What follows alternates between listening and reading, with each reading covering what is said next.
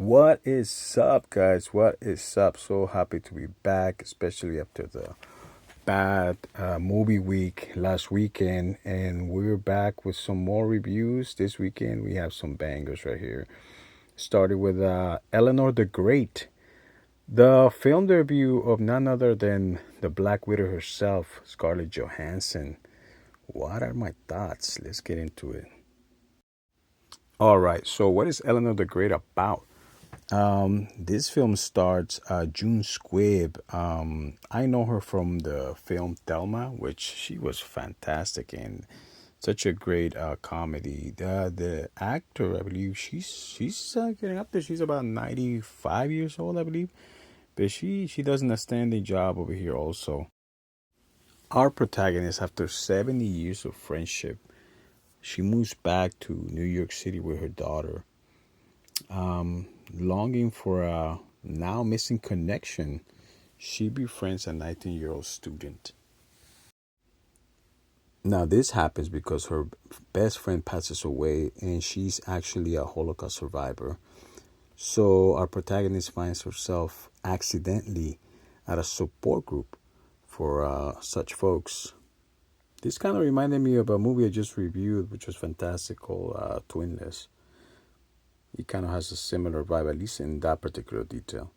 Now, I have many thoughts of this movie, but I kind of want to do a spoiler review in the second part of this. So let's quickly focus on the pros. Some of the pros of this movie is the acting. The acting is just magnificent by a protagonist, and for me, my favorite character, and a person that I wasn't familiar with, is the character Nina, played by Erin Kellyman. She is outstanding.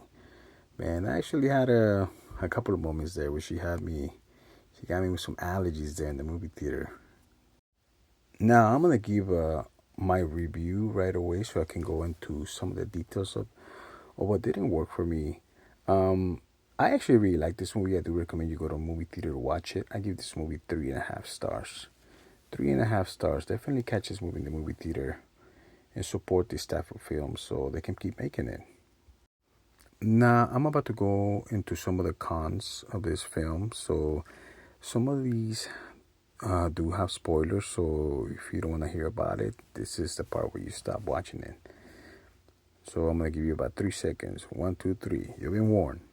Let's go. And so, for me, some of the aspects that really stand out is actually, my protagonist does a fantastic job acting, but her character, I find it really, really dislikable. Like, this is just a very entitled old lady who just happens to lie all the time. And she actually treats people like shit, including her own daughter. There's at least a couple of scenes where she just treats like people in the service industry very, very badly, in my opinion. Like, she comes across really entitled. Plus, she lies constantly. She thinks it's funny and clever, and it's really not.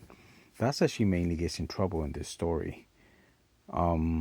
She basically lies and takes credit for the story of her best friend that passed away, taking on her persona, kind of claiming that she's a Holocaust survivor herself. Now, we do get that this happened supposedly accidentally, but she has many opportunities to go ahead and come clean, and she just doesn't. And her reasons are just selfish. She's a very selfish, entitled lady, and she just wants the friendship supposedly of the young woman, and she's willing to lie. And the character Nina, she's an amazing human being with great energy, very empathetic, and she's going through a lot because she lost her mother recently. And her acting is just superb, and you feel so bad that she's getting lied to and just being taken advantage of by this freaking entitled old lady. She's also a very ungrateful person. She doesn't really thank her daughter for just, kind of taking care of her. And she makes some comments to her daughter that just seems that she's the type of parent who's always critiquing her and always just giving her bad energy and bringing down her confidence and self-esteem. I found her like, oh, brother. I did not care for her character, and she's the main protagonist, so obviously that's a problem. Now, this is a drama, and most of the characters on here, obviously, they're Holocaust survivors, and then they're dealing with they're grieving from the death of the mother, the father, and the daughter. So this is a drama, and our main protagonist, she does a fantastic job, but she's like on a comedic tone, and that to me kind of doesn't work out. I understand that he lines up the mood of the movie, but something just feels out of place for me. Now, at the end, all these little lies that this old Karen tells, they do end up coming back to bite her in the ass. But just the conclusion of the film, kind of like, I feel like it's a little bit light, to be honest with you. This kind of reminded me of a book I read called Yellow Face. Yeah, read it. Definitely check that out and you see what I'm talking about. Overall, I really enjoyed this movie, and I do think it's a very strong debut, directorial debut for Scarlett Johansson, and I do recommend this movie. Check it out if you get a chance. That's it for me, guys. I know I have many thoughts on this, but I got more movies to review, and I'm really happy that finally some good movies are out there. Anyhow, that's it. Till next time, thank you for watching, and Mochi Monster out. Take care of yourselves.